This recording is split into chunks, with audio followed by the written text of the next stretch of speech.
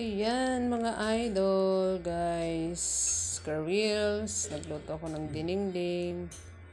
Ito yan, sinugan ko ng hipon na maliliit na tuyo. At pagkatapos, may kalabasa at isang pirasong okra. At saka tanglad. Ayan guys. Sarap ang sabaw nito.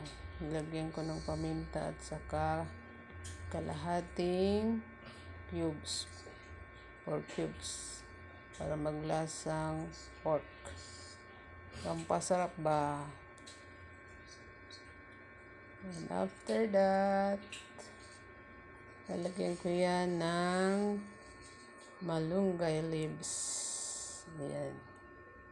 Para talagang tunay na siya, utang binisaya. Naka-preserve yung malunggay ko. Guys, naka-plastic lang yan. From Silang Cavite. Para hindi masira. So, ayan, higop-higop tayo ng sabaw mula sa mga gulay.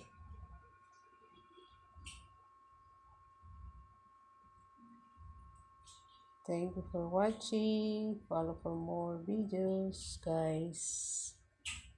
Ayan, masarap ng kalabasa yan guys kasi maliit na kalabasa yan.